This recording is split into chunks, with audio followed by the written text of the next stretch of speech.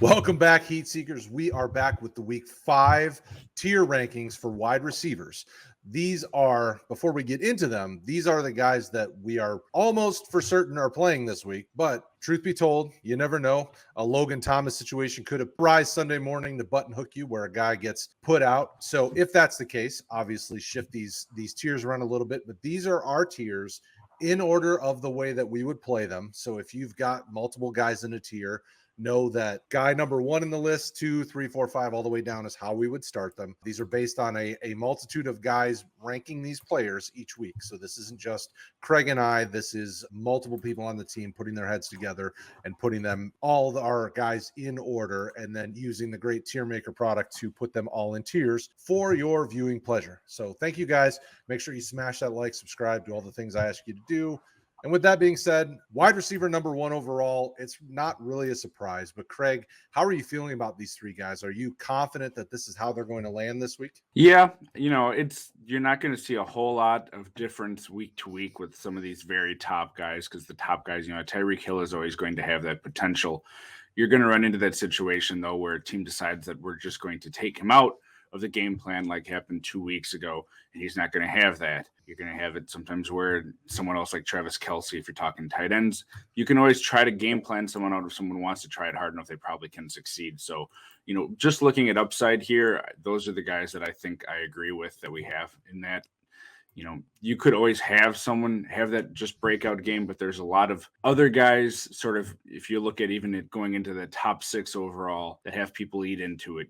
Mike Williams and Keenan Allen, they eat into each other. Lockett and Metcalf, Thielen and Jefferson, even someone like Diggs, they open it up a lot more to many different options. You sort of used to see that with the Rams, and they do have a lot of different options, but Kupp is still clearly just the number 1 guy there, sort of like Adams in Green Bay.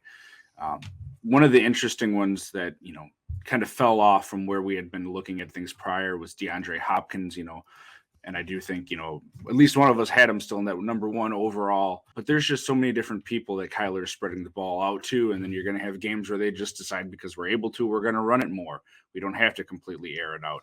And I think you're sort of seeing that happen to some of these guys as we kind of refine our decision-making here and we try to balance it out more, because we don't want to have 10 guys as your, number 1 overall wide receiver potential. Yeah, for sure. And as we continue to refine this process and make these tiers better, it seems as though we've gotten better at kind of gauging which guys really could hit, that upper echelon, which ones are really, have potential to get the top, wide receiver 1, 2, flex, all that. So you're absolutely right. There's a lot of growing throughout the season. And I think now that we're 4 games in, we're starting to see which guys are becoming the top targets on their team if they weren't already, or which ones have, the higher ceiling as opposed to the floor, things like that. So absolutely right.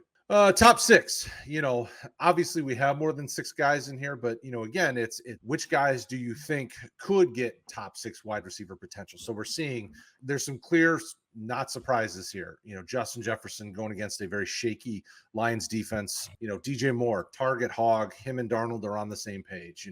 Stefon Diggs, another one of those cases. DeAndre Hopkins is the one that it'll be interesting to see how healthy he is, because you're seeing that this offense is so dynamic that if Hopkins isn't healthy, they use him more as a decoy to get people to, to have to cover him as opposed to truly targeting him, because they have so many options. But the rest of this list, Sunday morning in London, we see Calvin Ridley going up against the Jets. It'll be interesting to see how Calvin Ridley goes against this defense and how well he does. Thielen, Metcalf, Lockett, all these guys are really good plays. How do you feel about the top 6 tier? And Hopkins, he's just not having that sort of year. And, is it because of injury? Is it because the offense changed with the weapons? He's still sitting, in a decent position, and the year has to sort of level itself out. So hopefully it does that. One of the guys that we mentioned, Ridley, who is having a better overall year than Hopkins, but he's still sort of just sitting in that middle of the road if you're talking about wide receiver 1 status. And I think that's just a capping of that offense's production. It isn't the most dynamic offense that we're sort of used to seeing out of Atlanta. So you're having different reasons why some of these guys might be lower than we'd had them previously. And it's the same sort of thing with Diggs that I had mentioned before, where he can have that explosive week and just be the man, but that really isn't happening week in and week out anymore. Josh Allen is spreading it around because they have more weapons. He doesn't just have to force feed one guy. And it'll be fun to see how this weekend transpires because, now we're through 2 tiers and we have 14 guys that could be, wide receiver 1 or top 6. So we've already gotten through all the way through 14, 15 names. And then now we're getting to the tier of guys that we think could give you wide receiver 1 type of production, which I think goes to show the way the NFL has kind of transitioned over the years. I mean, there's such high powered offenses that it really can support multiple wide receivers being high-end fantasy plays, which is cool. I mean, it's a good thing, but it makes it also a little more tough when you're trying to rank and rate and figure out where guys land. And then we get down to the wide receiver 1 tier, which has a lot of really interesting names. Marquise Brown is a guy that I think people going into the year weren't nearly as excited about, but he keeps getting targeted for deep passes and giving some bigger plays. And it seems as though when the chips are down, Lamar's looking at him and targeting him, which is a good thing. And then you see, other guys in this list. Deebo is a guy that we've been big on here on the Road to Heat channel for a while. You're starting to see him really be healthy and take his game to the next level. All of the Tampa Bay receivers have a chance every week being wide receiver 1s. As we look at this tier, is there anybody that stands out to you as somebody that you personally, as you were going through and rating these guys, that you weren't really sure on, maybe hitting wide receiver 1?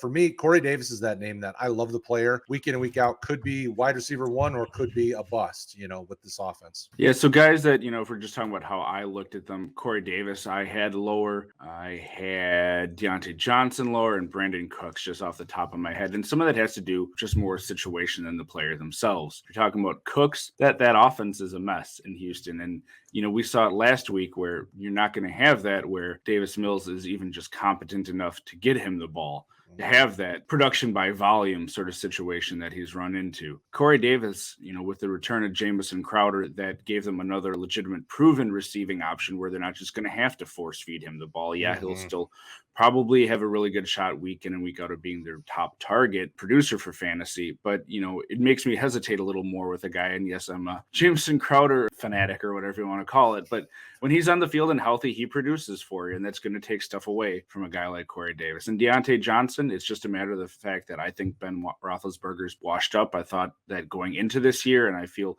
relatively proven on that so far. I like Diontae Johnson. If he gets catches, yeah, he certainly has that chance to be a wide receiver 1, but I don't feel that it's likely week in and week out anymore. But Deebo has done it a couple times this year. I believe, he's been in, the top 6, and then Jamar Chase in this matchup coming up here. If Jair Alexander is out, the rest of that Green Bay cornerback core is just completely suspect.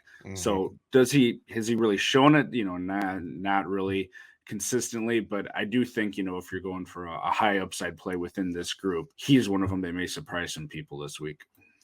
Yeah, and for me, when I was working on rating these guys, some to counter some of the names that you talked about with Diontae Johnson, it's the target share. Diontae, Cooks, Deebo maybe, and Marvin Jones. They were all in this kind of wide receiver 1 tier for me because they're, I don't want to say target hogs, but they definitely get looked at more often than not when they're running routes. Diontae gets a ton of looks. Yes, Ben is definitely not living his best life right now and not doing very well. The offensive line is not protecting long enough for Ben to really read and go. So Diontae tends to be one of his first looks. And we saw that, unfortunately, he was trying to force feed him the ball and Green Bay picked it off. And, with Marvin Jones, DJ Shark going on IR gives even more opportunity for him to get targets. Brandin Cooks is the only receiver really truly getting targets on a heavy level, but he's also just in a terrible situation. So any given week, these guys could produce as wide receiver 1s. Going into the wide receiver 2 tier, though, as we get to 2 and flex and sleepers, I mean, they really start to get a bit murky because there's so much potential here. A guy that we would have normally had on this wide receiver 1 list, Allen Robinson. The talent's there, but man, this team is transitioning and all over the place, wanting to run, not sure what they're doing in the passing game. Like, he's the one that should be a wide receiver 1 and really even in the top 6 category because of how good he is, but you just can't trust it. So when you're looking at the wide receiver 2 tier, is there anybody that you think this week really should certainly be here or could pop into the wide receiver 1 category? If there's anybody's watching that's loaded up with these guys and needs some help determining which one to go with that might give them a bigger boom. A surprise one for me that I think could end up in there is Jacoby Myers. He's clearly, just the top target getter at wide receiver for the Patriots. Belichick's going to want to have a bounce back game, and they're playing Houston. And boy, that's going to be a spot where, even if he's not scoring a touchdown, I think I saw someone, maybe it was JJ Zachariason, said, he hasn't scored a touchdown since 2018 in college. It was some weird stat like that. But, heck, Houston, they just stink this year. So possibly some of the other ones, any of those guys with Arizona have the potential to end up as a wide receiver one. It's just, are they going to have that Christian Kirk, week one sort of blowout and then jump up there? It's really hard to say when you have Hopkins, who's the clear alpha, and then sort of these other three guys that are just farther back. Same thing with Emmanuel Sanders. So when you have those high volume, explosive offenses, of course, those guys could get up there into that wide receiver one, but it's so hard to, you're balancing. Is it theoretically possible with how likely do you think it is given what they've done this year, given their situation and opponent? And towards the back end here, some of these guys that maybe we'd think as potential wide receiver ones. I know some people feel that Juju and Chase Claypool are too, but man, it's the same situation with Diontae. Roethlisberger stinks. That offense just isn't clicking like people thought it might again. And I don't see that changing anytime soon. Whereas it isn't a bad offense necessarily, despite last week with the Browns, but Baker just isn't locking on to one receiver. The run first, and then he is just spreading the ball all around, which sort of caps the upside. So some of these guys have that, maybe you traditionally think of them as a flex play, but they have that upside to get up there because of their situation, like a Hunter Renfrow, which, again, he's being looked at all the time by his quarterback. And then you have the big play guy Ruggs, where it's an explosive potential as opposed to that consistent production. So it really, we talk about this a lot, but you want to look at when you're entering these guys into your wide receiver two or flex, if you have a really deep core, are you looking for a floor play or are you looking for that explosive potential big game? Mm-hmm. And unfortunately for Renfrow, he doesn't get points for tackles and forced fumbles because otherwise he'd be a wide receiver one. Big plays this week against the Chargers. And definitely let us know in the comments, like you guys always do. We appreciate the conversations. Who are we missing as we go through here? Guys that are injured, we're not going to put them on here.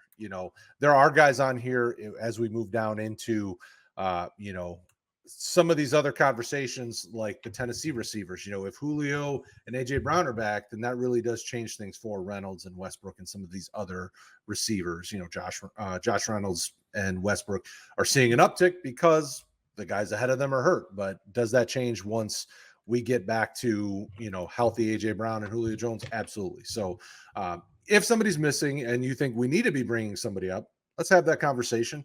We do our best to make sure we rank as many guys as we can. As we move on to the flex plays, definitely smash that thumbs up if you like what we're doing.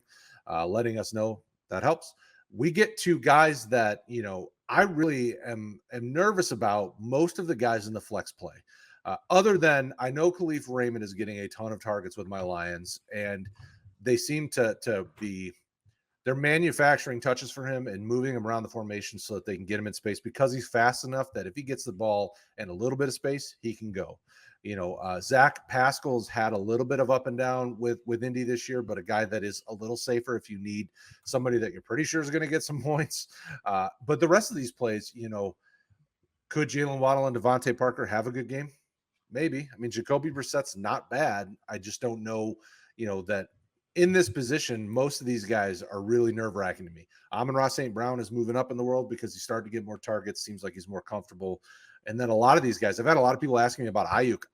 I'm struggling with what to do with Ayuk right now because he's so when you're looking at these flex plays, Kraig, what's your kind of takeaway? Is there anybody you feel really comfortable with at all in there? Yeah. So again, as you get more and more down into these rankings in the middle area, I kind of look for a safe floor. Whereas if you're throwing a sleeper and you want a guy with that potential just big boom or bust is the way that I look at it. So guys that I kind of feel safer about right now, if you're talking about Waddle and Parker, they're going to get volume just on the fact that Miami just isn't running the ball well at all, and they're playing Tampa, so they're probably going to have to throw a lot. And that's just going to be more volume for guys like that. So that's something that I like, and it's the same thing with Reynolds. I talked and wasn't on here, but in our private chats, we talked about Josh Reynolds a little bit, and I was sort of a lone wolf looking at him more over Nick Westbrook because, Reynolds was a guy that went out and sought. They got in free agency and kind of got lost in the shuffle after Julio, and then he was hurt. But he had a nice week. He got volume and he produced decently well for a guy that had been forgotten about. And I think you're going to see a similar situation this week if, Julio and AJ aren't back. And it's, going to be one where you can throw on Jacksonville, and it might be another game. People weren't expecting a relative shootout between the Jets and the Titans at the end of the game, but you got one, and you might have that situation like that again. Another one, potentially Kendrick Bourne. He got a lot of targets too when they had to throw the ball, and he kind of fits into what Mac Jones is very comfortable and adept at doing. Some of these other guys are just more hit and miss in good offenses. Randall Cobb, Cedric Wilson, we've seen them have nice weeks. MVS, if he would, catch a deep ball, it would be great. He certainly gets a couple targets a game. Osborne, he's had a lot. Amon-Ra just, to me, isn't exciting right now, just on how that offense is functioning. How you mentioned, I like Raymond more than him just because he's getting the targets. And, talk about boomer bust, Quez Watkins, again, sort of like MVS for the Packers. He's going to get a couple deep shots a game. If he connects on one of them, it can make your week in the flex spot. But if you don't get that, it's just kind of blah. Mm-hmm. So, yep, absolutely.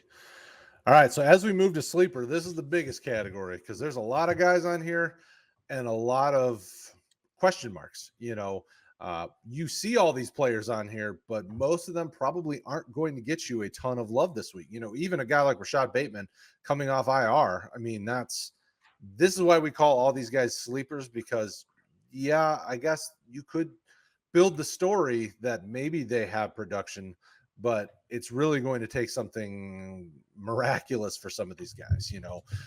Devin Duvernay, very talented. I don't know that he's going to get you much. Hardman is a name that will probably go down in infamy in fantasy infamy because the team loves him. He just doesn't get a ton of action because there's so many different pieces. DPJ makes great catches on the sideline. Them little toe tap drags are great, but he's not getting you a ton.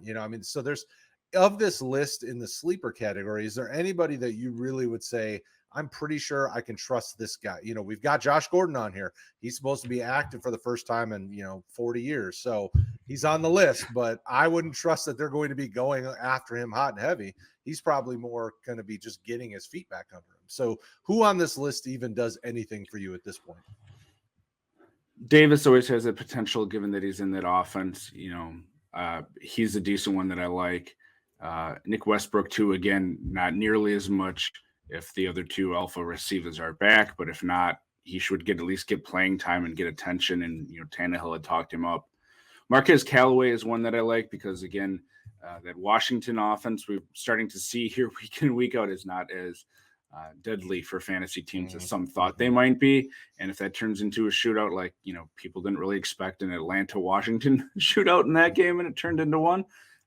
New Orleans has pieces besides Kamara, which will be the focus, that can make plays. And Callaway, despite his limited exposure doing it in the regular season here, we've seen him have an option to be that guy. And, pick your flavor out of the Chiefs options. That game should be, again, we've said that with a lot of games, it seems, where we think, it has the potential to be really high scoring, and then it just sort of annoys us for a half or a whole game and deflates that. But any of those Chiefs guys, Hardman, Pringle, Robinson, Gordon, I think that's probably the right order to put them in. I might have Pringle ahead of Hardman myself, but Josh Gordon is the most fun. If you're just wanting to completely take that potential zero, but also be surprised, possibly throw him in there because he's shown throughout his career, you never know what you're going to get with him. But 2012 was a good year. He's always had the talent. The talent's never been the issue. It's been being right on the field. And I'm not expecting him to have a touchdown or anything like that. But out of those receivers, he's the most different in terms of what he could bring and be that third piece. Does it happen if I'm a betting man? No. but it's a fun story to hope for. And Yeah. some of these other guys, I mean, Amendola and Conley, what are they getting? Maybe 1 or 2 targets a week, since the first or second week of the season. Houston almost seems comfortable to dump the ball off to tight ends, Cooks, and then just run it into oblivion and not absolutely even try on some of these. So yeah, there's a lot of potential here, but it's not even the most exciting potential. And you're not comfortable really starting any of these guys, like you said. No, not unless you're in dire need. All right, so that's it, folks. Week 5 tiers in the books. Don't forget, be on the lookout for our quarterback, running back, and tight end tiers. They'll be on the way as well. And as always, like, subscribe, hit the notification icon, and we'll see you later.